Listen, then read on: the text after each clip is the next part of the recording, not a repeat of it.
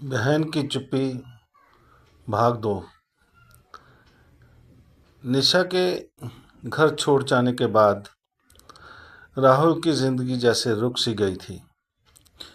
वह रोज ऑफिस से लौटते समय हर बस स्टैंड, हर मंदिर और हर उस जगह पर जाता जहां उसे उम्मीद होती थी कि शायद उसकी बहन मिल जाए। लेकिन हर शाम वह खाली हाथ लौटता। घर की रौनक खत्म हो चुकी थी। पूजा भी अब पहले जैसी नहीं रही थी।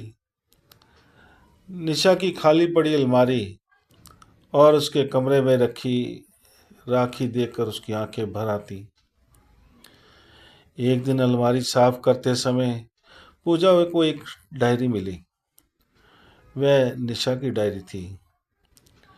कांपते हाथों से उसने पहला पन्ना खोला।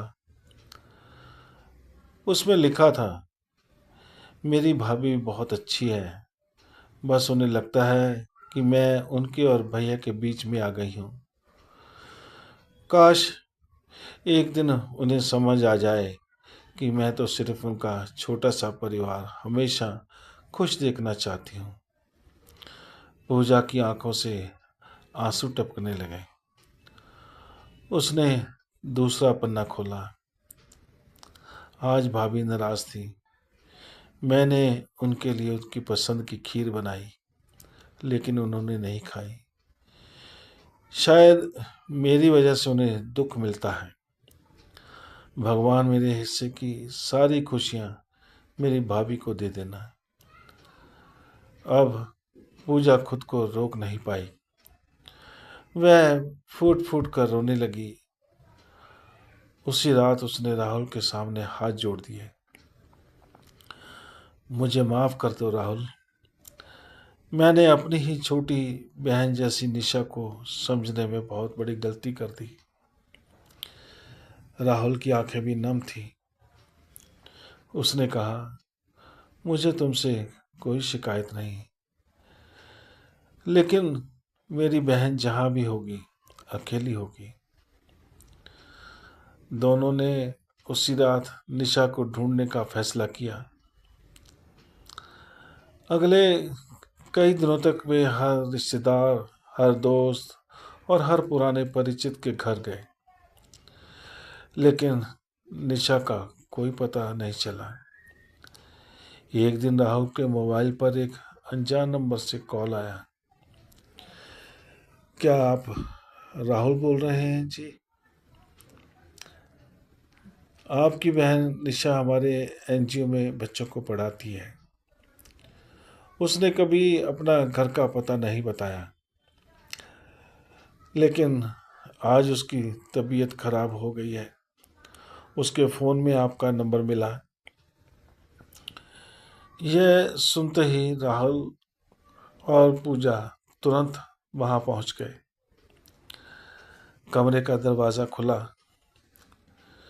सामने निशा बच्चों को कहानी सुनाते सुनाते बेहोश होकर लेटी थी। राहुल दौड़कर उसके पास पहुंचा। निशा।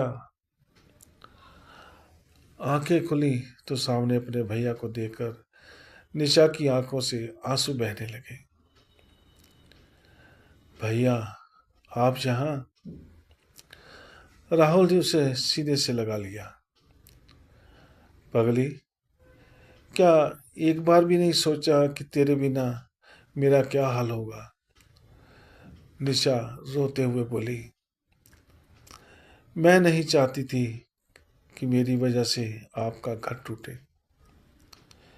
इतने में पूजा भी उसके सामने आकर घुटनों के बल बैठ गई। उसने निशा के हाथ पकड़ लिए। निशा, मुझे माफ़ कर दो। मैंने तुम्हारे प्यार को कभी समझा ही नहीं। मैंने तुम्हें अपनी बहन नहीं, अपनी दुश्मन समझ लिया था।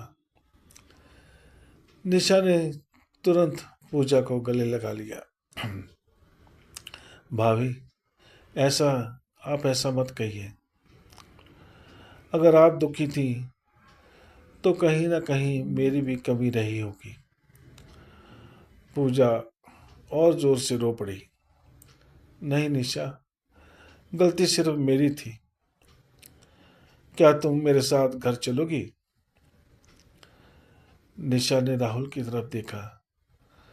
राहुल मुस्कुराया और बोला, घर तो उसी दिन अधूरा हो गया था जिस दिन तू चली गई थी। अब चल, अपना घर फिर से पूरा कर देते हैं। कुछ दिनों बाद तीनों वापस अपने घर लौट आए। घर में फिर से हंसी लौट आई। राखी का दिन आया। निशा ने इस बार भी राहुल की कलाई पर राखी बांधी, लेकिन इस बार उसने पूजा की कलाई पर भी एक सुंदर सा रक्षा सूत्र बांध दिया। पूजा मुस्कुराकर बोली, ये किस लिए? निशा ने कहा, भाभी, भाई मेरी रक्षा करते हैं और आप इस पूरे परिवार की। पूजा की आंखें भर आईं। उसने निशा को गले लगाकर कहा, आज से तुम सिर्फ मेरी ननद नहीं, मेरी छोटी बहन हो। कुछ महीने बाद राहुल ने अपने घर के बाहर एक नई नेम प्लेट लगवाई। उस पर लिखा था, यह घर प्यार, विश्वास और रिश्तों से चलता है, अहंकार से नहीं। उसे पढ़कर तीनों मुस्कुरा दिए। उस दिन राहुल ने कहा, रिश्ते टूटते नहीं, उन्हें हमारी चुप्पी तोड़ देती है। अगर समय रहते हम देश एक दूसरे की बात सुन लें तो हर घर फिर से खुशियों से भर सकता है। निशा ने मुस्कुराकर अपने भैया और भाभी का हाथ थाम लिया। डूबते सूरज की सुनहरी रोशनी में तीनों की परछाई एक साथ आगे बढ़ रही थी। शायद यही एक परिवार की सबसे बड़ी जीत थी, जहां माफ़ी ने अहंकार को हरा दिया और प्यार ने हर दूरी मिटा दी।